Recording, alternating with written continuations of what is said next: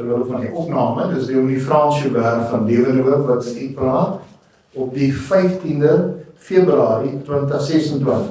En ons tema is 5 merkers van die Heilige Gees Ruach se werk in jou. En dit gaan oor restaurasie en redding in die nuwe verbond.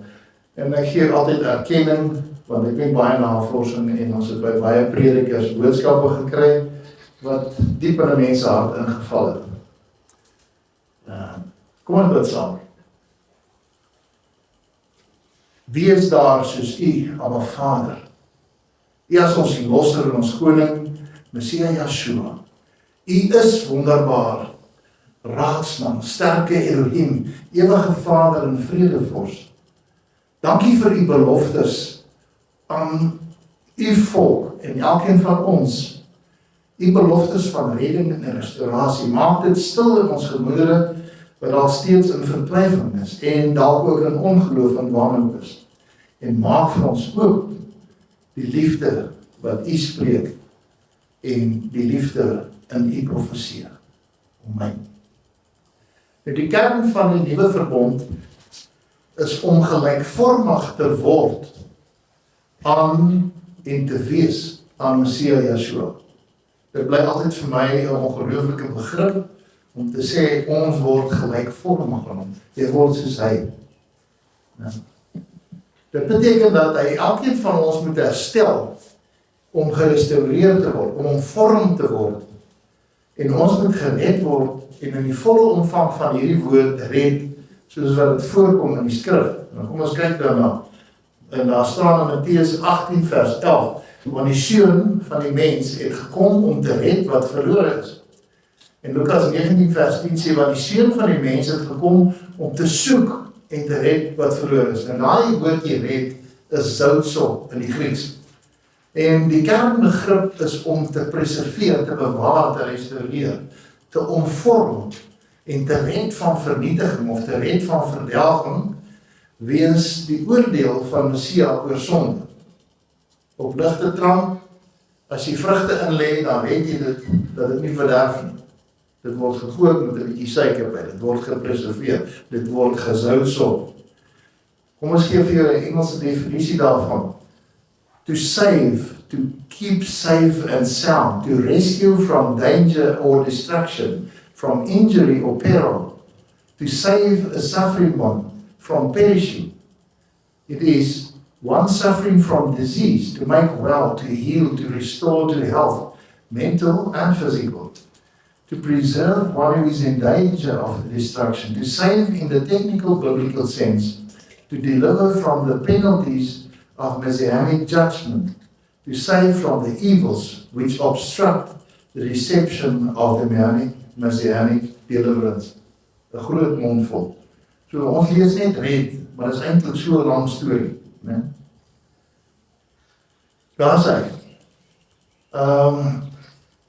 ek het hom vir julle bors gewys, so almal kan dit sien. So die 5 punte of merkers wat ons moet insien, dat die God is, dat Elohim besig is om jou en my te omvorm. Nou restaurasie is nie 'n woord nie, maar eintlik is dit 'n profesie as 'n hartklop van die Vader, hoe hy oor elkeen van ons voel, want hy het perfek lief, hy het oneindig lief, né? En dit weergaan hom al vir eeue lank. Vanaf Genesis tot Openbaring is die verhaal eintlik dieselfde. Wat verlore was, word deur Messia Yeshua herstel. Wat gebreek en verbreek was, herbou en herstel hy. Wat dood was, laat hy herleef en wek hy weer op. En weet ek dit? Dat wanneer die Elohim, die Godheid jou en my restoreer, en herstel, dan is dit nie net ietsie kleins nie.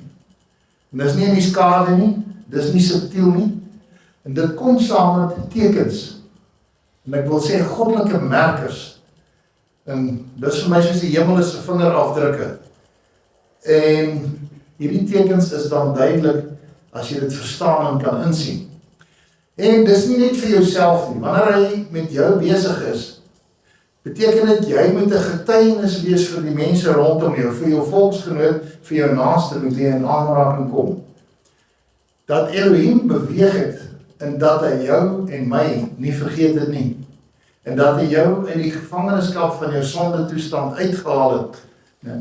En eintlik jou bandelingskap so beëindig het en jou welaangename tyd aangebreek het. Die restaurasie in Yeshua is nie om jou te herstel na wat jy was nie, maar dat hy jou optel en jou verhef na wie jy eintlik veronderstel is om te wees. Daar is die geval van die vrou in haar laat 70's, is 'n ware verhaal, wat by onlangs 'n konferensie opgedaag het, en sy was in die huil, wenend, nie oor haar sondes nie, maar al die verlore jare wat sy spandeer het en aan ander goed toegewy het, in plaas van om met Elohim se dinge besig te wees. En ek weet hoe voel het, ek het vir 35 jaar van my lewe met allerlei ander goedjies besig gewees. En jare wat eintlik opgebruik is. Baie mense sukkel met verslawings of het verslawings. Daar's rebellie, daar's vrees, daar's bitterheid, daar's stil bly. Daar's kompromie wat jy tref. Laat jy nie opstaan vir dit waarvoor jy moet opstaan. Het jy dalk al teruggekyk in jou eie lewe en gewonder, waar het die tyd tegengeval? En as jy bietjie, hoe sê hulle? My naam is nou David, né? David. As jy nou bietjie gaan begin wonder, waar is al die jare heen, né? En so baie tyd vermors wat Elohim aan jou gegee het. En party van jou as jongelinge wat hier sit, pas op, daai tyd hardloop. Elohim is nie net die redder van ons siele nie, maar hy is ook die een wat ons jare restoreer en daarvoor vergoed. Die wêreld kan ons jeug steel.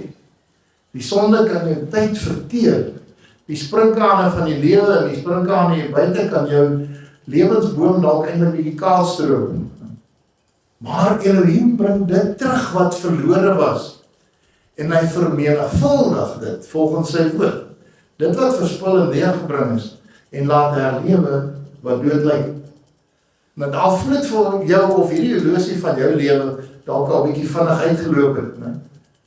Bly by my en let op die volgende 5 tekens of merkers en ons begin by Joel en weet dat Elohim nuwe lewe gaan en sal inblaas en hy sal daai koekie vuur wat in jou binnekant begin brand het, sal hy nog warmer laat verbrand.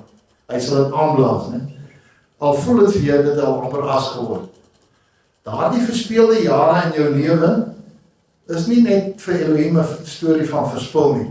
Al voel jy leef van 'n tronk van alles wat kon wees. Ek dink terug baie keer, yes, wat kon ons nog alles gedoen het?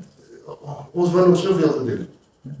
En dan dink jy, as dit maar net kon wees. Nou dit is so, dat ander suksesvol is, en ander families het nie uit mekaar gespat nie, en daar is baie bedieninge wat regtig vooruit gaan in die wêreld. Ek moet miskien getuig. Ons het bevoorreg dat ons altyd ons seuns ingenieurswese gestudeer en toe op 'n dag hier in 2014, net so ruk voor Dominee Willie se dood, sê hy, weet jy van jou seuns? Ek sê nee, wat weet ek van hulle? Hy sê dat ingeskryf. Ek sê ingeskryf af. Hy sê nee by die seminarium, hulle wil predikant word. En altyd afgestudeer. Ja, ek was nie eens bewus nie, hulle het my gevra. En die oudste seun het verlede jaar die voorreg gehad om in Denver, Colorado, genesingskonferensie by te woon van so 'n week lank. En toe hy terugkom, toe sê hy, want hy het ook 'n kwaal gehad waarvan hy genees is. En toe kom iemand na hom toe met dieselfde kwaal en sê, bid vir my. En toe word die persoon vir sy oog genees. Hy sê, pa, ons het so 100 genesings 'n dag gesien. Party was dramaties. Hy sê, ek jou vertel ek nie glo nie. En hier is ander bedieninge waar het vooruit gaan. Hoeveel van die goed sien ons in Suid-Afrika? Hoeveel daarvan sien jy in die kerke? Ongelukkig, dit is man. Ons het bevoorreg, ons sien in Leeuwenhoek, in Valhoekkampe, gereeld iets, nie? Jy sien ander mense wat in vrede is, terwyl jou eie hart dalk bietjie, kan ek sê, 'n slagveld is van skuldgevoelens of skaamte, want as jy kwaad gedoen en dan voel jy skaam, en dan word jy eintlik vervolg Soos in my geval, jy voel jy dekades vermors, weg van jou godheid af, weg van Elohim af, en jy voel skaam oor jou eie louwarmheid. Mense hoor boodskappe van die doel van ons lewens, en jy dink dis eintlik vir die jong geslag, party van ons dink nee, dis nou verby, né? En jy dink dat restaurasie is slegs vir diegene wat nie te veel tyd gemors het, en opgemors het, en drooggemaak het nie. Glo my, ek weet van droogmaak. Ek was seker die stoutste ou op skool, hoërskool. Vandag sal jy toesluit vir wat ons aangevang het. Jy voel dan, ek is verby agter die interview. En eintlik sê die ouens al vir my, hier buite is ek wel, jy denk so, maar is jy nie al afgetrek? Nee, ons gaan nooit aftrek. Elohim meet en weeg nie jou toekoms op teenoor jou verlede nie. En hier volg 'n woord, groet ek van die genade troon. Hy weeg nie en meet nie jou toekoms teenoor jou verlede nie. Hy is ook nie geïntimideer deur die jare wat verbygegaan is, of dalk gemors is nie. En hy kan in een goddelike moment doen, wat ons as mense in 'n leeftyd nie kan regkry nie. En hy kan en herstel en restoreer. Daar staan 'n belofte in Joël 2:25. En ek, dit is Jahwe, sal julle vergoed die jare van die trekspringkaal, en die voetganger, en die kaalvreter, en die halfknipper wat hy verslind het. My groot leermaag wat ek teen julle gestuur het. Nou, 'n party van julle wat dalk nie weet nie, maar in hierdie land het ons baie trekspringkane en voetgangers en kaalvreters. Lyk amper soos ons. Ja. Hierdie belofte skud so bietjie aan die tralies van wanhoop as jy wanhoop het. Hy sê nie sal dit opmaak met gemak nie, maar hy sal die jare van verlies vergoed. En dit beteken goddelike herstel en bonatuurlike opwekking van die Elohim wat ook oor tyd heers. Hy is nie gebonde aan tyd nie, hy is nie gebonde aan horlosies soos jy en ek nie. En wanneer hy restoreer en herstel, is dit nie net lapwerk nie. Mag die Engelse slang gebruik. Hy patch nie net bietjie op nie. Hy herstel heeltemal, né? En dan is dit met heerlikheid, en hy vat die jare wat die vyand verslind het, en hy verander dit in getuienisse van triomf. As ons praat oor getuienisse, as ek dink aan 30 jaar terug, het jy niks gesê gehad, en vandag is dit daagse gesprek, van die getuienisse wat hy ons lewens gedoen het. Hy neem my en jou gemors wat ons aangevang het, en hy maak dit 'n bediening, en hy neem ons versuim, en hy verander dit in toekomsdoelwitte. Maar hoe weet ons, dat hy dit wil en gaan doen? Daar is geestelike tekens of merkers, en dis nie toevallighede, dis nie emosies nie, maar dis soos goddelike vingerafdrukke van die Vader, né? Geestelike erfenis. En wanneer jy iets daarvan in jouself agterkom of waarneem, weet dat jou restaurasie is aan die gang. Die eerste teken wat hy, dat Elohim daarmee besig is wanneer jou geestelike aptyd begin verander. Jou geestelike aptyd begin verander. Dit wat jou ego gestreel het, klink nou 'n bietjie hol en vlak. Die verhoudings wat dalk vir jou lekker was, begin soos kettinge om jou vloei. Jy voel, ek word vasgebind. Iets begin roer in jou binnekant, in jou siel. En daar's 'n dors na geregtigheid, 'n honger na waarheid, en ook 'n smagting na die teenwoordigheid van die Heilige Gees. Jou mond wat dalk 'n bietjie met skinder besig was, raak eerder besig met lofprysing en aanbidding en gebed. En jy begin bewe daarvan. Dit raak vir jou iets fantasties, né? Jou ore wat bietjie verslaaf was in die wêreld en die geluide daar buite en die musiek van hierdie wêreld wat eintlik horribaal is, begin nou smag na, sal ek sê, die fluistering van Elohim se stem binne in jou. Jy kan dit nie verduidelik nie, maar jy weet. En dis nie net bekering nie, maar dis die begin van restaurasie. Koning Dawid het uitgeroep in Psalm 51 vers 3. Wees my genadig, o Elohim, na u goedertierenheid, Delg my oortredinge uit na die grootheid van u barmhartigheid. En vers 14, gee my weer die vreugde van u heil en ondersteun my deur 'n gewillige gees. Hy gee jou nie net 'n tweede kans nie, hy gee jou 'n nuwe aptyt. Hy maak ons lus vir die goddelike, hy wek in ons op 'n begeerte na sy heerlikheid. En as jy dit begin ervaar, my broer en sis, dan raak jy verslaaf daaraan. As hy 'n paar dae nie met my praat nie, as ek in 'n toestand, dan kan ek nie slaap. Jy raak absoluut verslaaf daarvan. En ons het net gepraat van die kampe wat ons het. As jy nie daar was, het jy 'n gat soos Kimberley se gat in jou opvoeding. Want jy raak verslaaf aan daai heerlikheid en teenwoordigheid. En daar's 'n tweede teken wat miskien net so kragtig is, maar dalk is pynlik, né? Dis wanneer die herinneringe wat jou in skaamte gelaat het, jou na jou knieë toe afbring, maar nie meer met skuldgevoelens nie, maar met erkenklikheid en dankbaarheid. Jy begin onthou om nie te hou daaroor nie, maar om te getuig van sy heerlikheid, van sy genade. En wanneer jy terugdink aan dalk verspilde jare, en wanneer jy hart dalk uiteenklim daaroor, gewoonlik as jy bitter skaam, né? Jy's kwaad vir jouself, maar iets vreemds begin gebeur. Jy onthou steeds jou verlede, maar in plaas van om te wil weghardloop of wegkry, of te ontken, sien jy in dat Elohim in al die tyd daar vir jou was. Hy is altyd daar vir jou. Jy onthou dat goed soos misdrywe, seksuele oortreding, dalk aborsie, lelike goed, hè? Dalk verraad, dalk dronknag, die jare van geestelike stilte, die leuns, die mislukkings en die versuim. Maar in steede daarvan dat dit jou wil vernietig of aftrek, maak dat hierdie herinneringe begin verander. Dat ons verootmoedig word. As gevolg daarvan wil jy op jou knieë gaan, in nederigheid in. En ek weet dan, ek het niks om op te roem nie. Nie een van ons het iets om te roem nie. Behalwe in jou swakheid, in my swakheid. En jy begin insien dat Elohim jou bonatuurlik bewaar en hy het nooit opgegee op enige van julle nie. Hy het nooit opgegee op jou nie. En hy sal nie, want hy is jou papa. Selfs toe ek ver weggedwaal het hy steeds daar soos die vader van die verlore seun uitgekyk vir jou. Daai storie van Lukas 15 vers 11 tot 32. Hy het die hele tyd dopgehou en uitgekyk, wanneer kom die verlore seun terug? Wanneer sal sy seun terugkom?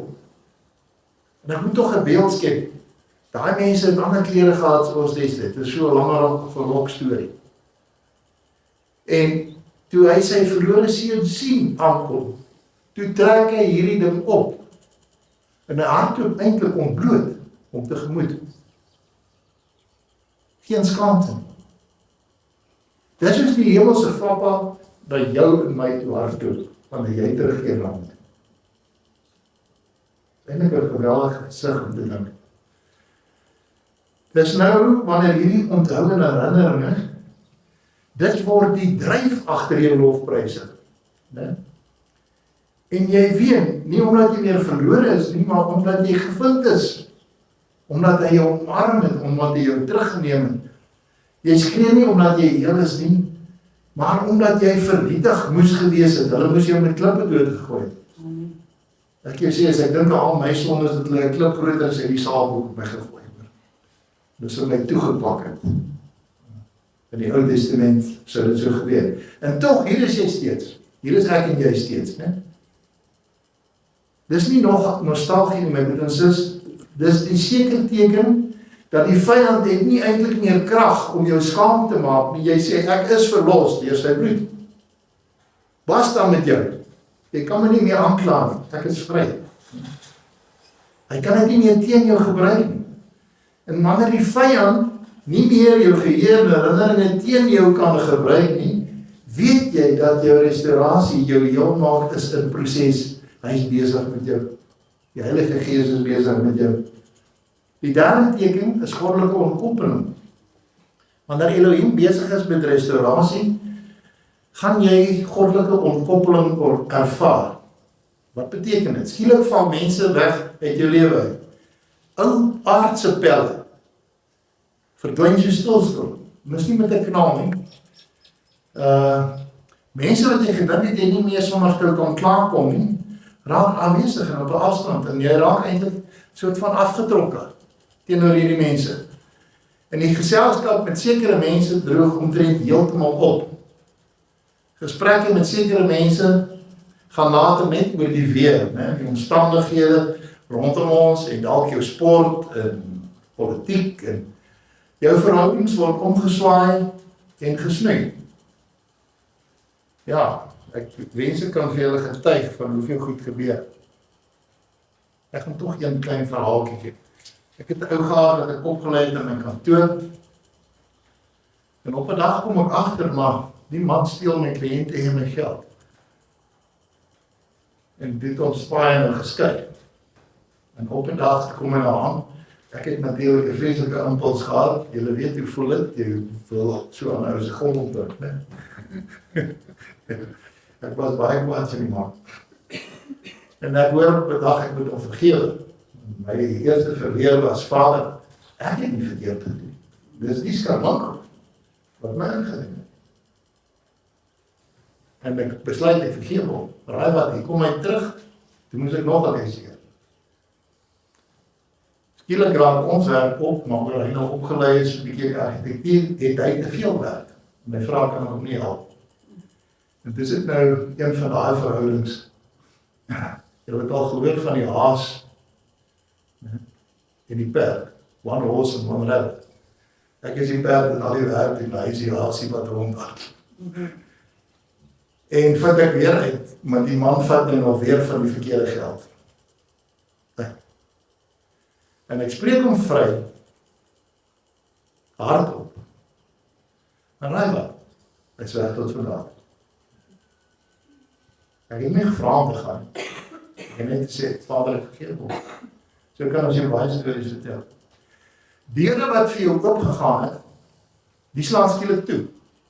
Of andersom. Toe deure gaan skielik oop.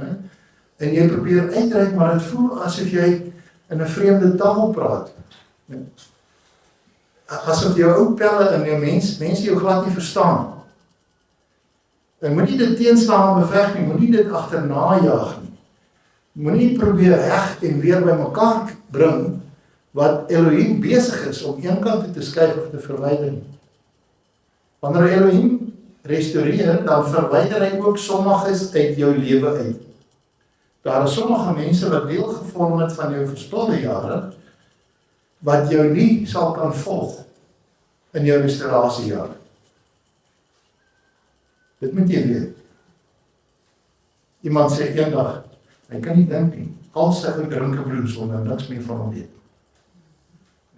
So, hulle verdwyn met die lewe. Derde teken, na goddelike ontkoppeling, jy moet weet, restaurasie vereis altyd tyd, met die skeier, né? Kan ons voorbeelde in die skrif hier gee? Abraham moes vir Lot agterlaat, Josef moes sy broers agterlaat. Ons meester Yeshua moes sy tuiste op Nasaret verlaat.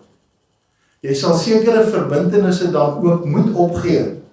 En sommige verhoudings moet jy kies om te verbreek. Nie omdat jy meer is as sulkes nie, of nie meer iets voel vir sulkes nie, of nie meer omgee vir sulke mense nie.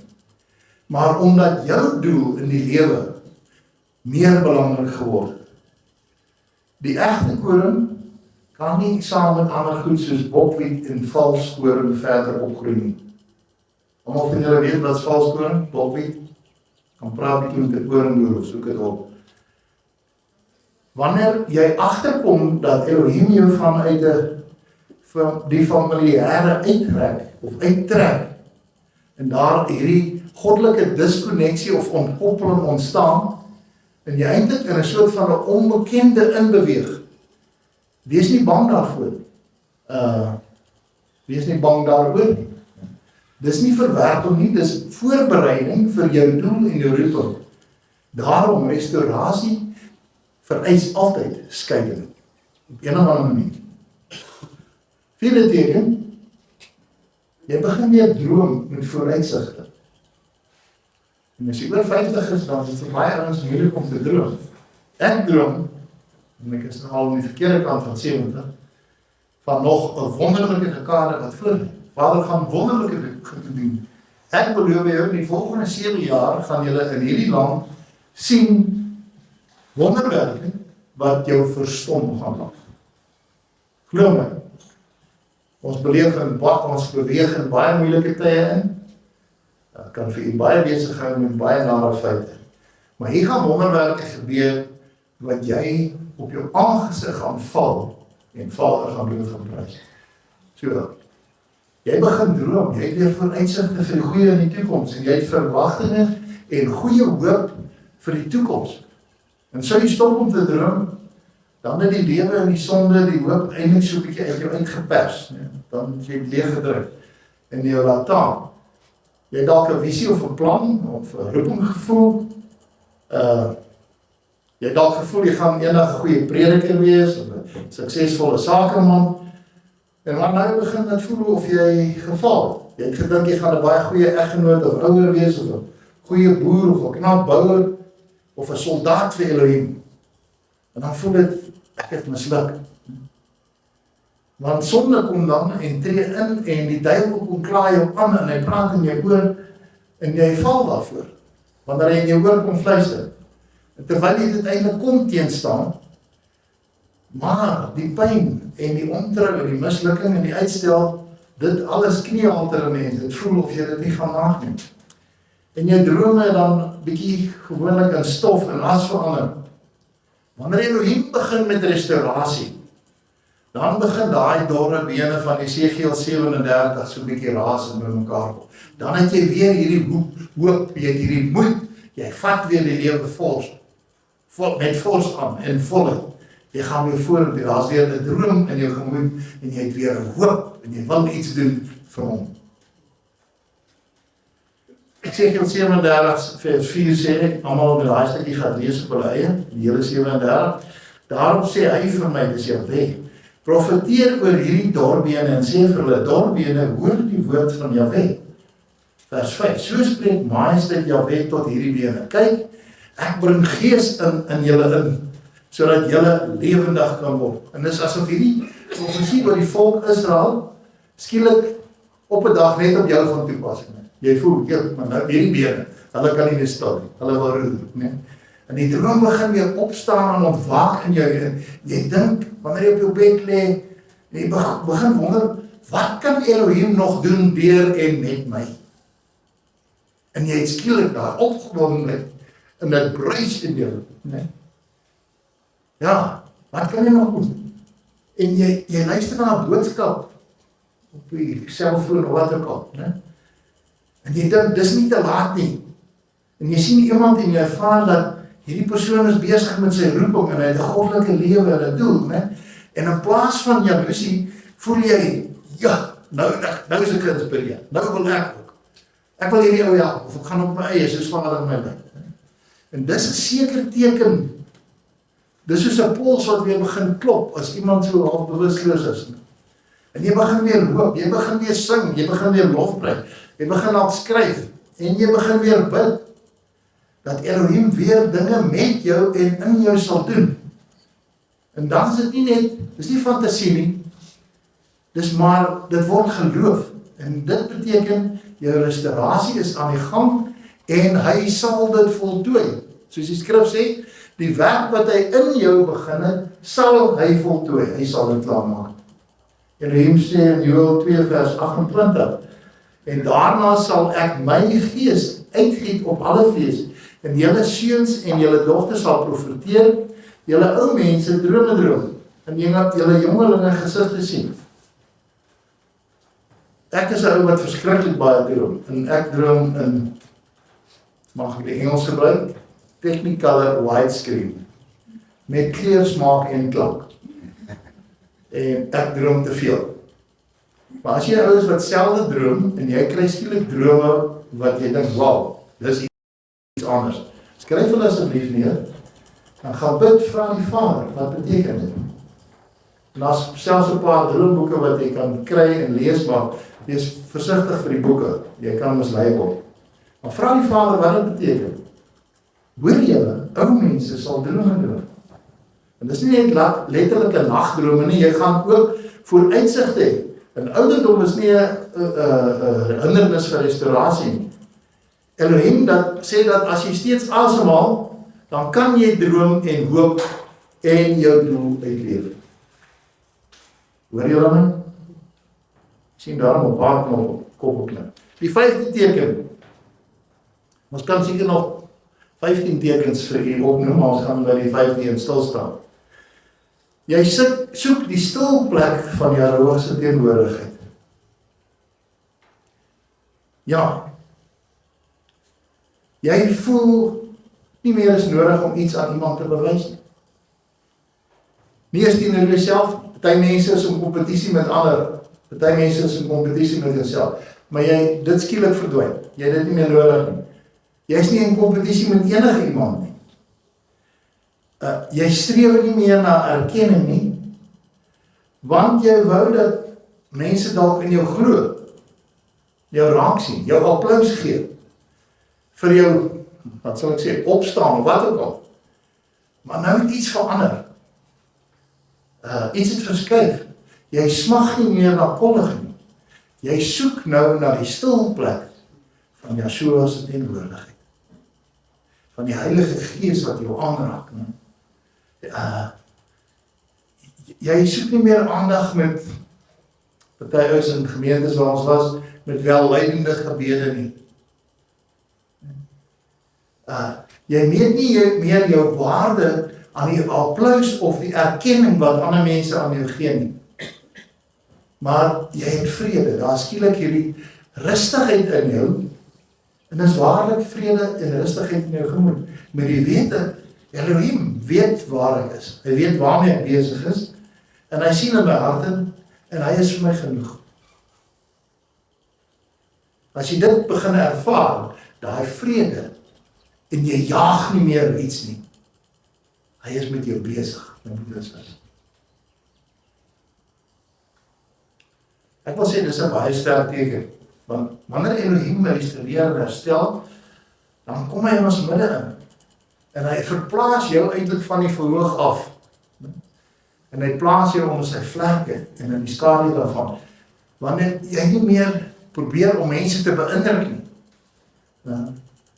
dan begin die godsvrugte in jou te groei, wanneer die olie en die salwing begin om te vloei, wanneer het gaan om sy eer, en sy eer alleen, en dan kom die jare terug en, nie as blaaie van almanak nie, maar, ek wil sê, as oeste in jou siel, en jy begin skielik families met mekaar kry. Ek is verskriklik dankbaar. Ek het altyd met Vader gesê, ons het 'n groot familie, ek is een van 5 kinders, en almal is getroud, en daar is niggies en neefies, en almal, maar jy het alleen gevoel, en toe kry ek baie familie. Ja, daar in Suid-Land Pretoria familie, mag ek julle getuienis vertel? So dit is net voor ons na 'n halwe klaar maak is. 3 jaar terug, so in Januarie, Februarie, is daar mensies, dan kom in die kerk uit, en dan kom bietjie laat, en so aan die kleredag, die sien ek, oeps, ek moes hulle seker vertel, want dit is gesteel en gespoor, en ek sê nie, jy moet net oordentlik aantrek nie, maar die tannie het 'n hoedjie op haar kop, en die man het 'n blink pak klere aan, en dit is baie netjies in Pretoria. En ons musiekfabriek was die dag bietjie uitbundig. En hulle sing ook 'n paar Engelse liedjies, bietjies te veel Engels vir my. En ek sien die merke trek styf, want hulle het nog nooit so iets ervaar. En na die tyd gaan vra, aangenaam, die man sê, die musiek was bietjie iets om af te sluk. Ek sê, ja, maar ons bietjie vrykom. Ek het op destyds geglo, maar net psalms en gesange sing. En toe sê, ag my, wil jy iets my gesê, gaan maak 'n studie oor psalm die, dis musiek en lofprysing na binne. Dit het my taamlik vrygemaak. Ek is so lus om af te dwaal, maar in elk geval. En ek sê, maar ek het daar in die diens geniet, Ja, sê hulle, baie, dit was verskriklik interessant, hulle het nie geweet dat dit seker goed in die Bybel nie. Sy sê, maar, is julle dan almal familie van mekaar? En ek sê, nee, hier is my tweede dogter, en daar is my kleinsus en haar man, dis al familie, die rest is net van Adam af. Sy sê, maar julle is soos een familie. En raai wat, daai dag beeld ons daai twee mense. En toe sy die doopbad uitkom, en ons nou klaar hulle gewens, sy sê, maar dominee, is julle dan allemaal familie van mekaar? En hy prys Vader, want hulle is egte familie. Ja. Jy is skielik in 'n plek waar jy voel, jy het nuwe broers en susters. En jy word liewer vir hulle as jou eie vleesbroer en suster.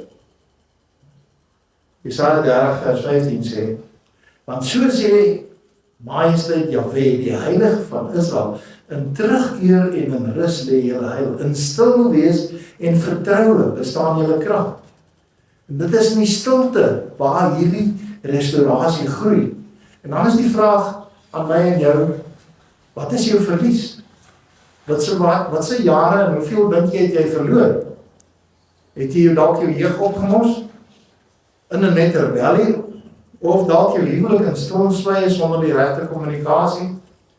Of jou roeping in vrees of bangheid gemis? Of jou gawes nie gebruik nie? Dalk weens vals trots? Dalk omdat jy bang is wat mense gaan sê? Nee?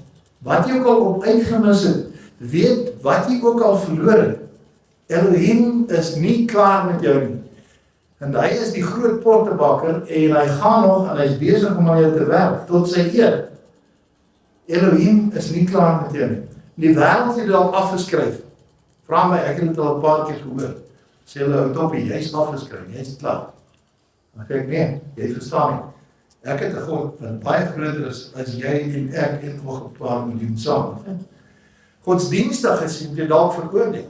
Ek het baie omdat ons waarheid ontdek het en die woord met teorieë en gevegte ingegaan, of hulle het met my begin veg. Hulle het jou veroordeel. Maar die Elohim is besig met 'n nuwe hoofstuk in jou lewe. Weet dit, hy is besig om dit nou te doen. En sou jy hierdie tekens raak sien wat ons sopas beskryf en oor gepraat het. 1. As jou aptyt begin verander het, jy is nie meer lus vir die wêreld nie, jy kan nie die wêreldse musiek, jy kan nie die, ek onthou, ons het op 'n stadium regtig seepies op, verskoning woord, op TV gekyk. Nou, ek gril my in 'n ander bloedgroep en ek kan nie daarna kyk nie. Glad nie. 2. As jou herinneringe omgedop en geheel is, hè. 3. As jou verhoudings begin omswaai en gesnoei is, as goddelike ontkoppeling, sekere mense net verdwyn. 4. As jy drome weer herlaai is, jy het weer nuwe moed en passie en jy voel weer, ek wil 'n ding doen vir die Vader. Hè. En 5. As jy daai vrede en stilte in jou hart ervaar, dan kan jy jou kop optel en na boontoe kyk. En sê vir hom, dankie, hy is besig met jou. En ek glo, die meeste van u herken minstens 'n paar van hierdie merkers in jou lewe. Is dit so? Wil jy hande opsteek? Ja, wonderlik. Dank hom daarvoor. En die mens kan sê, halleluja, of amen. Kom sê ons nie amen nie. Liewers amen, dat is die Hebreëse uitspraak. Amen, dat is baie sulke ouens in Egiptiese afgoderry. Amen, ra, en amen, sat. En nog 'n paar amen, sat. Dat is baie van hulle. So, sê liewers amen, dis die Hebreëse woord. Want dieselfde Elohim, wat 5000 manne en hulle gesinne kos gegee het, met net 'n paar broodjies en visies, wat water in wyn verander het, wat Lazarus uit die dood opgewek het, en Petrus herstel en opgerig het na sy verraad. Hy is besig om jou op te rig, en jou te herstel en jou te restaureer. Moenie moed opgee nie, en moenie terugkyk nie. Hy sê, kyk vorentoe, kyk na hom, kyk boontoe. Moenie vashou by spyt wees en berou oor gedane sake nie, jy kan daar niks aan doen nie. Want die vyand dink hy het geslaag om te verwoes en jou te verhinder. Dit is besig dat Elohim dit gaan herstel. Om dit op te rig en dit te herleef. En wat die wêreld dink het is klaar en is verby. Hy gaan 'n verandering maak. Hy sê, ek gaan 'n nuwe aarde skep, en hy skep dit ook in jou. Verlore jare volgens jouself is nie verlore vir Elohim nie. En dit het ook partykeer 'n besonderse doel gedien, want dit was grond waarin hy goed gesaai het, want volgens sy belofte is die laatreeds op pad. En ek sê vir u, die eerste druppels het al geval. Ons het dit ervaar, ons sien dit. Vanaf 2016, ek wens so my oorlede vriend en broer, Dominee Willie Smit, kon dit beleef. Dat ons op die kamp 'n geeswerking sien, dat mense woord van kennis het, dat daar demone uitgedryf word. Daar is 'n keer of. Ons het die eerste keer geskryf dat ons almal so staan en weer. Ja, jy kan nie glo. En mense genees voor die oë. Mense spontaan in tale uitbars. Hier is 'n paar wat kan getuig, dat is my. Spreek in tale is iets wonderlik. Hy sê, volgens die profeet van Joël, hy gaan die jare herstel wat verlore gegaan het, wat die vyand gesteel het. Dis nie gewone terapie nie, dis nie gewone motiveringspraatjies nie. Die werk is deur Elohim self aan die gang, met sy heilige vuur. En dis die Elohim wat self in die tydlyn van jou lewe gaan inwerk en ingryp, en gaan herskryf vanuit sy genade. En wanneer hy herstel en restoreer, hy kyk nie na jou mislukkings nie. Hy kyk nie na enigiets wat jy verkeerd gedoen het in jou verlede. Dis afgehandel. Daai boek is toe. Ek wil sê, daai bladsy is verbrand, slaaf verby. Wanneer hy restoreer, dan is daar geen duiwel of skandmerk in jou siel wat hom kan stop nie. Want die woord van Elohim en die krag van 'n profesie is nie net 'n suggestie of 'n gedagte nie. Die woord van Elohim en sy profesie is onstuitbaar en onwankelbaar, en dit kan nie geskit word nie. Dis finaal en vas en dit sal uitwerk. In Jesaja 55 vers 11 staan daar, dat sy woord sal nie leeg na hom toe terugkom nie. Kom ons lees dit. So sal my woord wees wat uit my mond uitgaan, dit sal nie leeg na my terugkeer nie, maar doen wat my behaag en voorspoedig wees in alles toe waar ek dit stuur. Geliefdes, hoor jy dit? Kan jy dit hoor? Kan jy dit in jou gees aanvoel? En daardie pyn wat jy dalk derentyd voel, dis nie straf nie. Mag ek sê, dis dalk eerder geboortepyn, hè? Jy dra die krag van sy woord wat in jou hart besig is om gestalte te kry.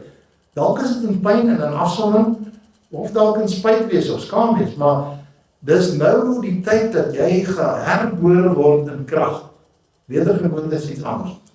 En die trane wat jy dalk in die geheim gestort het, is nie vergeet nie. En daar staan in Psalm 56 vers 9. U het my omswervinge getel, hou my trane in die kruik, is hulle nie in die boek nie. En elkeen wat trane gestort het in berou en in pyn en skuldgevoel, daardie trane is volgens die woord opgevang in Elohim se kruik. Dit is vir hom iets kosbaars.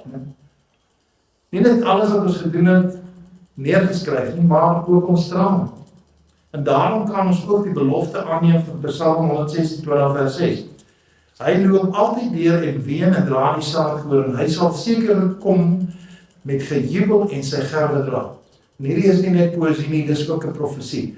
Die oes van vreugde en gejubel wat direk ontspring, kan ek sê, uit die verdriet, uit jou hartseer, uit jou geween en uit jou sondetoestand. Dit gaan verander word. En weer eens, restaurasie is nie net om goed terug te gee, soos wat het was nie, maar om jou te gee dit wat veronderstel was om te wees in jou toekoms in. Voor ons sonde, voor ons seerkry, voor ons verspilde jare, of dalk verraad wat jy net gepleeg het. Wie van ons het hom nog nie verraai nie? Soos 'n Petrus. Want hy is die Alfa en die Omega, hy is die Alef en die Taf. En dis nie net van die skepping nie, maar van jou eie persoonlike lewensverhaal. Hy het hierdie verspilde en vermorste jare gesien, asook dalk trane wat in jou lewe was, voordat dit gebeur het, en die tyd wat verlore gegaan het, dalk, soos ek genoem het, met 'n verslawing of 'n ding, of die nagte op verkeerde plekke of maniere wat jy deurgebring het. maar hy het jou tog steeds geroep, omdat hy jou Abba Vader is, hy is jou Papa, dis wat Abba beteken. Dis in die Hebreëus 'n baie intieme aanspreekvorm. Dis soos wanneer jy jou kind of jou kleinkind, of jou kind wat nog klein is, op jou skoot tel en hom teen jou bors aankoester. Dis wat Papa, Abba beteken. Dink jy die springkaan die laaste sê oor jou en my? Dat die vyand die laaste inspraak het? Nee, meneer nie. Elohim het dit toegelaat, sodat hy aan ons kan wys, dat hy kan skoonheid skep, uit niks uit. Jy kan al dink die vertraging in jou lewe het jy gediskwalifiseer. Nee, dit was voorbereiding. Jy het gedink dit was dalk die einde. Ek sal dit nie maak nie. Ek het dit baie gesê. Ek gaan dit nie maak. Ek wil sê, dit was die begrafnis voor die heropstanding. Lazarus is uit die dood uit opgewek. Hy is besig om jou en my geestelik uit die dood op te wek. Want wat begrawe is, selfs net 'n klein bietjie geloof, dit sterf nie vir ewig nie. Dit vermenigvuldig na sukses en 'n oorvloedslewe toe. Johannes 10 vers 10b kom by my op. Yeshua Messia het gekom sodat ons lewe in oorvloed kan hê. Dis geestelik, sielkundig en fisies. Jy mag nie 'n armgat syndroom hê nie. Ek het dit vir baie jare gehad. Hy sê, as ek net genoeg gaan hê om van te lewe, dan draai wat kry ek. Net genoeg om van te lewe. Nee. Ons is geskape en hy het gekom dat ons in oorvloed mag lewe. In alle vlakke. Want as 'n kind van Elohim uit die put uitkom en jy daarin opgelig word, dan is lofprysing en aanbidding in jou en dan is dit eintlik onstuitbaar. Wanneer ek en jy baie vergifnis ontvang het, dan kan ons ook baie beter lief hê. Ons wat waarlik dalk diep gebroken was, kan dan met voller en meer oorgawe lofprys. En dis waarom meeste aangeval word, soos wat dit gebeur het. Dis waarom tyd van jou gesteel was. Dis waarom mense dalk vir jou gelieg het. Dis waarom die vyand dalk jou kind wees van jou gesteel het op 'n of ander manier. Jou jong jare dalk besoedel het of jou gemoed probeer gevang het. En dis nie omdat jy swak was nie, maar juist omdat jy uitverkore, ja, uitverkies is as een van syne. Daarom val die vyand jou aan. Hy het hoog gooi met Vader se vyande op 'n manier hy gebruik hulle nie tot sy eie voordeel. Die vyand wou graag jou storie en vir jou doodmaak en weet nou ongelukkig dat hy wil dit nog steeds doen. Hy gaan sy bes probeer. Hy gaan sy bes probeer om jou dood te maak, eerstens in jou gees en dan in jou siel en dan in jou liggaam. Ons sommer al net gelyk, né? Maar ek wil nie verseker, die vyand, die Satan nou wel, het gefaal. Hy het dit net gebruik om jou te probeer laat misluk. En dit word nou deur Elohim gebruik om jou juis op te bou. Kan jy die metafoor insien? Dalk is daar iemand wat nou na luister en dink, maar ek het dalk te veel opgegee, te veel gesondig en te veel tyd verspil. Ek het Elohim dalk te lank geïgnoreer. Weet dat Elohim nie net tyd herstel nie, hy vernuwe dit. Hy neem wat jy en ek, wat ek en jy in swakheid offer en aanbied, en gee dit terug in sy krag. En die jare wat jy al in sonde deurgebring het, sal nou gebruik word juis om sondaars te wen vir sy koninkryk.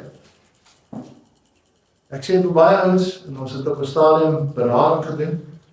Ek is nie 'n goeie berader, die vrou lief is beter. En daar is ook 2 mense wat julle kan help. Hulle is opgeleid.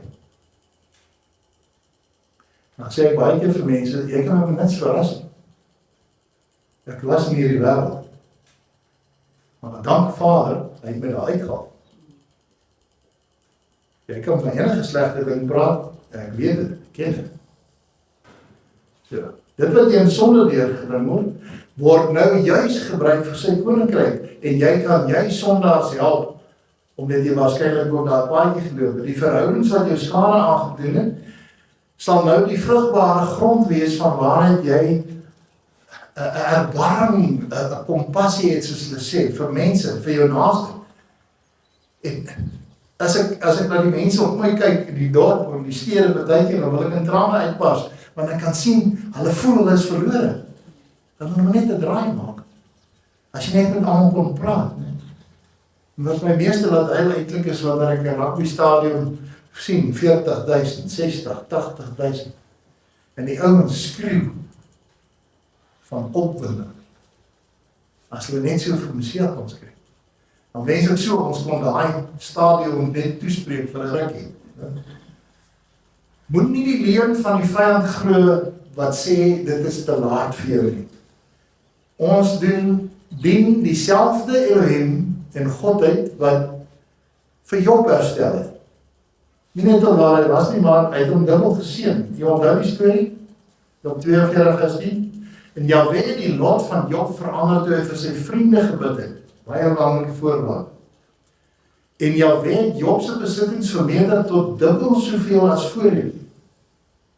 En hy het nie stilletjies gedoen nie, maar voor almal wat getwyfel het in hom. Julle ken die verhaal, gaan lees Job, dan sien julle sy vyande, sy vriende het hom verraad gegee, soos wat hulle eintlik vyande van hom was. Ne?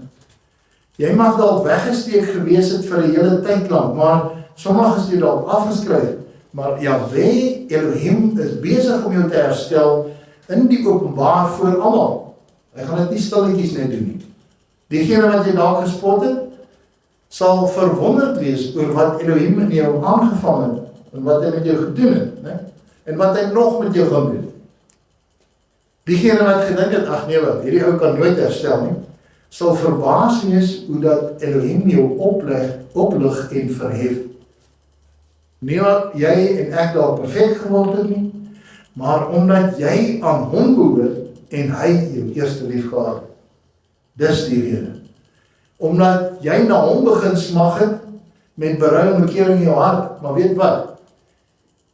Hy sê, nader tot my en ek sal tot julle nader. Die punt is, hy het altyd na jou gesmag. Hy smag elke oomblik van elke dag na jou en my en my kommunikasie met hom. Sy restaurasie is nie net 'n seëning nie, dis 'n getuienis. En dit vertel aan elkeen wat dit wil sien, en dit verklaar dan ook hoe genade lyk en hoe groot sy genade is. So praat met dalk 'n paar mense wat voel dat jy moeg is, en jy is moeg van hoop en wag. Jy het dalk gebid, jy het dalk gevas, jy het gewag, jy sien dalk geen vrugte steeds in jou lewe nie, of dalk geen verandering nie. En waarskynlik of soms hou Elohim die oes so bietjie terug. Nie omdat dit nog nie reg is nie, maar omdat ek en jy dalk nog nie gereed is om te dra nie. Baie keer, ek het Vader baie keer gevra, maar hoekom stel alles uit? Hoekom wag dit so lank? Maar eendag vir my reg het te sê, jy is nog nie reg nie, jy is nog nie gereed. Jy kort nog nie opleiding, jy kort nog nie oefening. Restaurasie is regtig 'n gewigtige saak, en dis nie 'n gevoel of 'n emosie nie, maar 'n verantwoordelikheid. En ek wil sommer bylas, liefde, agape liefde, daar kan emosie betrokke wees, maar dis nie eintlik 'n gevoel, dis nie 'n emosie. Dis 'n keuse. Dis hoekom Elohim dikwels al die trots so uit 'n ou uitpers wat jy het, né? Voordat hy die beloftes in ons en oor ons waarmaak. En hy sal al ons ou wortels van bitterheid uitgrawe, en hy is besig om die afgode in jou en my lewe te verbrand. Elohim is besig om jou karakter te ontvorm, en wanneer hy restoreer, dis nie 'n tydelike saak nie, dis nie sal nie vlak wees nie dat vir ewig, soos 'n pottebakker. Hy kan self die harde skywe weer aan mekaar las wat gebreek het, né? Maar daar's 'n kunsvorm wat die oosterlinge daar in Japan begin het, né? Hulle vat ou potte, maar sit hulle dit met goud aan mekaar. En hierdie goud is die heerlikheid van Vader, wat hy die potskerwe van jou en my weer aan mekaar sit. En dan is dit 'n groter kunswerk as wat dit was. Die goud van sy heerlikheid. Dis waarom verkeerde verhoudings in jou lewe dalk nie uitgewerk het nie. En hy het dit toegelaat. Hy het toegelaat dat ons baie keer die bodem tref van alles, né? Hoe sê die Engelse, rock bottom. Jy gaan heel onder. Vra my, ons het dit ook al gedoen. En die stiltes, sonder antwoorde, toegelaat. Jy bid, en jy bid, en jy bid, en naderhand sê, ek moet miskien net die kant toe, want hier is nou 10 meter karton in bokant my. Niks wil leer. Hy is nie net besig om jou verlore jare te restaureer nie, maar ook jou identiteit in Messias. So, wanneer jy opstaan, jy sal nie net ouer wees nie, en jy gaan ouer wees, maar jy gaan wyser wees, en meer daadkragtig, en meer manmoedig, en sterker. En jy gaan nie ryk met die rook van mislukkings nie. Baie van die as jy onder braai is, vuurtjies, dan ryk jy daar rook in jou klere vir die hele ruk, ne? En baie mense se lewens ryk van mislukking. Maar wanneer hy met jou besig is en jou verander, gaan jy hierdie salwing hê, jy gaan ryk na nuwe gegeurde olie. Jou lewensreuk gaan verander. Dit gaan 'n heerlike geur word, né? En dit gaan spreekwoordelik van jou afdruk, want wat jy dalk ervaar het as 'n wildernis in 'n woestyn, is dalk, ek het net gepraat van geboortepyn, dit is dalk 'n baarmoeder. Elohim is besig om jou karakter te ontvorm. Die vertraging was nie 'n strafgerig nie. Dit was eintlik beskutting en beskerming. Elohim het jou nie weggestoot of verdryf of afgeskryf of verlaat nie. Hy was besig om sy tyd met jou te neem, soos dat 'n mens baie keer met sekere kunswerke baie tyd neem. Hy het nie gehaas en dit vinnig afgehandel nie. En dit moet veredel word. Jou en my lewe moet veredel word, en dan is dit baie keer nodig soos met gouderts. Die gouderts moet eers fyn gemaal word, né? En dan word dit gesif, en dan word dit gesmeld. En dan word dit onder baie hoë hitte geplaas sodat die dros kan afkom. Alle onsuiverheid moet wegkom. Jy sal nie meer voor mense wil buig nie, of onder hulle druk sprig nie, of enige eer vir jouself wil aanneem. Jy sal verklaar, dat sou dit nie vir Elohim wees nie, wat aan my kant was, dan sal ek nie restaurasie ervaar, dat hierdie redding en herstel sal beleef wees. Ek wil afsluit met die laaste paar gedagtes. Restaurasie gaan jou nie in gemak en weelde laat intrek. As jy sê Wilfrieds lewe, dis om jou behoeftes te vervul. Maar dit gaan jou in jou roeping intrek wat hy wil gebruik, om jou op te hef en die verspilde oomblik die moeite werd te maak. Wanneer jy en ek die pad stap wat Elohim vir jou voorberei, gaan jy dikwels dinge doen, wat teen die wêreldse manier van doen is. Jy moet dan nie deur jou emosies gelei word of bang wees nie. Want as jy deur jou emosies gelei word, weet die skrif sê, jou hart is bedrieglik. Moenie glo dat hierdie binnekantste, en dis nie 'n masjien nie, dis ook 'n deel van jou brein. Moenie glo wat hy sê nie. Ons moet elke tree op jou weg en die woord vertrou. En jy hoef niks te vrees en voor bang te wees nie. Daar is niks wat in die pad staan of kan staan van Elohim se seëninge vir jou.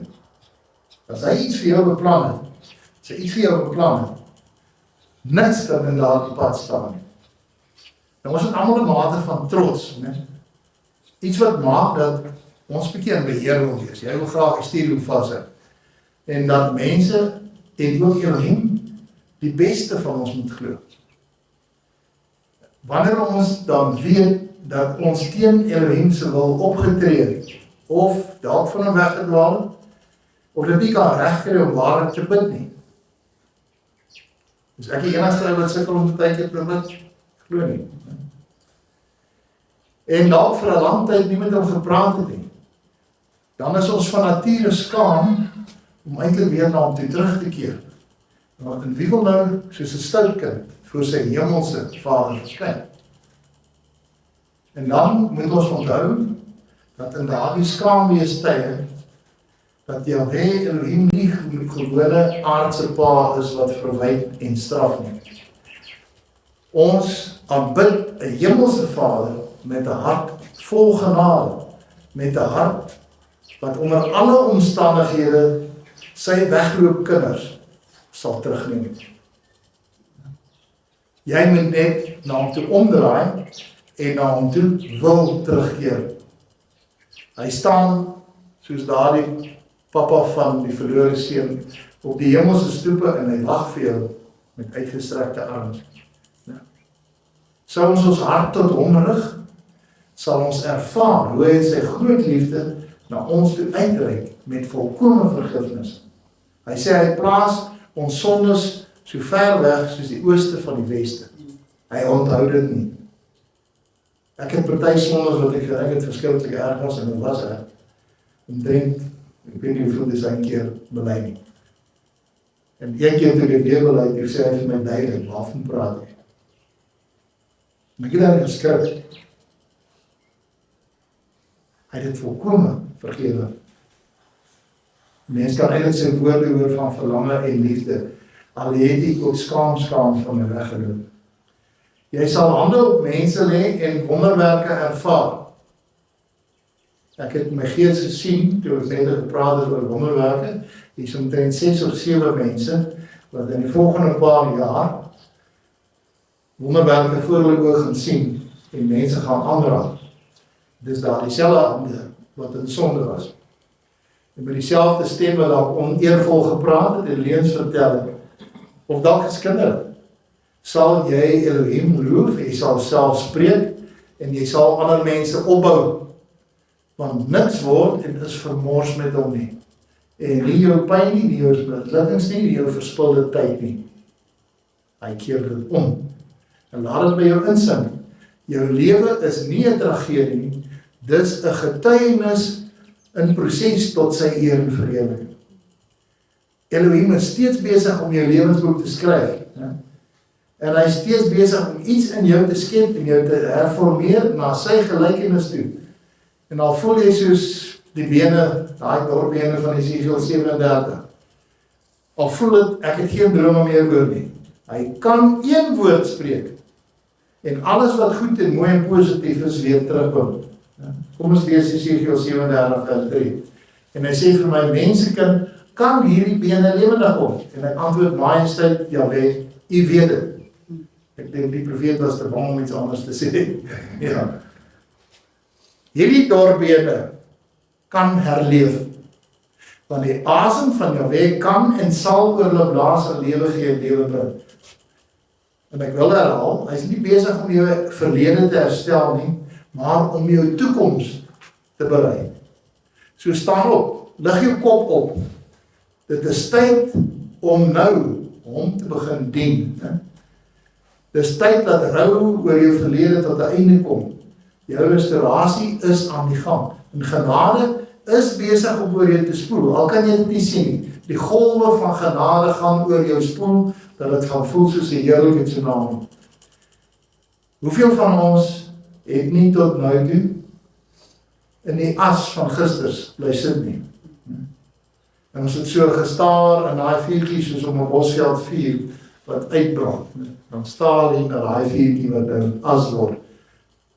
En jy dink aan verlore jare. En jy het gewonder, sal ons ooit weer skoon en rein kan wees? Deur die autoriteit en met die vuur van die Heilige Gees. Jou verhaal is nie verby nie, jou pottebakker is besig. Hy is die outeur van ons lewensverhaal. Die herder is nie klaar met sy skape nie, en die koning is nie klaar met sy kinders nie. In die hemele is daar steeds sulke lang planne vir jou en vir my. En jy is steeds uitverkies en uitverkore, en hy sal alles en meer teruggee wat van jou gesteel is deur die vyand, en alles wat hy beweer vir ewig verby is. Kyk na Dawid, die magtige koning. Hy het 'n mens wat geval het. Hy het geval. Hy het gesorg vir sonde. Hy het in hartseer rou bedryf. Hy het moord beplan, hy het oorspel gepleeg. Hy het toe 'n kind verloor, ja, maar daar was straf. En toe weer een, en sy koningskap was geskit, maar toe hy op sy aangesig geval en Jahweh gesoek het en geroep het dat Jahweh hom weer in hom 'n rein hart sou plaas, het hy restaurasie ontvang. Dis 'n voorbeeld vir elkeen van ons en 'n voorwaarde vir ons, Psalm 51 vers 12, skep vir my 'n rein hart, o Here, en gee opnuut in die binneste van my 'n vaste gees. Verwerp my nie, vers 13, van die aangesig nie, en neem u Heilige Gees nie van my weg nie. Vers 14, gee my weer die vreugde van u heil, en ondersteun my deur 'n gewillige gees. En hierdie boetedoening, dit moet deel van jou lewe word. En dit is 'n voorbeeld vir elkeen van ons, en ook 'n voorwaarde. Belydenis is 'n kragtige, bevrydende, wil ek sê, gewoonte en praktyk, om ons harte in lyn met Vader te hou. Dit gaan daaroor, dat ons al ons sondes voor hom hou, omdat ons werklik berou het. Ek kan in elk geval niks van hom hersteek. En dan ons volkome aan sy genade oorgee. En dis soos om klei in 'n pottebakker se hande te wees. Wie van hulle het al pottebakkery gedoen? Ons het as die jongelinge so 'n klompie pottebakkers klei lesies gaan doen. Dis nogal 'n ding. Jy kry hierdie klei met hom eers brei. En dan kry jy later die spinreel en jy wil so groot pot maak, dan eindig jy met 'n eiertjie. En al die stukke spat die kant. Dit is nogal 'n storie, né? Maar die groot pottebakker weet om dit alles weer reg te maak, né? Omdat ons sy liefde soek en sy genade soek. Belydenis is nie 'n las nie.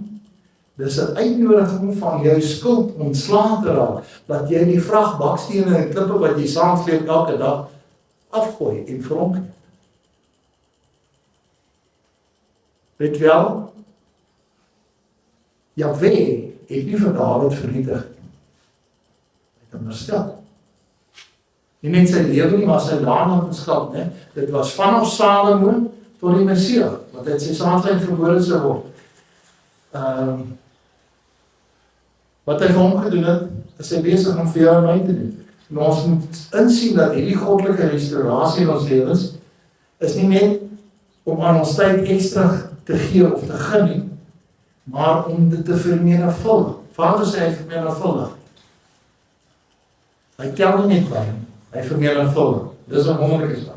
Hy gee salwing oor wat oor is. Hy stel vry in ons die dringendheid om nie meer tyd te verspil of te mors nie. Laat jy nie meer dink aan skuldgevoelens en vrees en sulke goed nie. Hy kan gee dat in 1 jaar meer gebeur as wat jy in jou hele lewe gehad het. Ek dink die mense wat kan betuig daarvan. Joel 2 vers 25 stel dat Elohim sal jou die jare vergoed. Nie dinge nie. Dis tye van siektes, depressie, versuim, sonde, rebellie, al die goeders wat ons nou opgenoem. Wanneer hy herstel, dan doen hy dit met rente wat vermenigvuldig is. En jy sal daarna sterker wees in sy autoriteit en gesag. So hierdie boetedoening is 'n voorbeeld vir ons. Onthou vir Josef. Hy is in die put gegooi. Verkoop in slawerny. Hy is valslik beskuldig in die tronk. Baie jare vermors agter tralies. Ek dink 17 jaar. Ons dink dis vermorste jare in ons oë.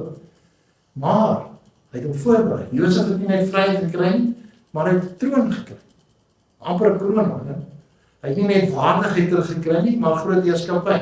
En toe sy broers in skaamte voor hom kom buig het hy in nederigheid, maar ook in goddelike krag verklaar. Dit wat die boosheid beplan is, het Elohim omgeswaai, sodat baie mense kon lewe. Kom ons lees die laaste stukkie van Psalm.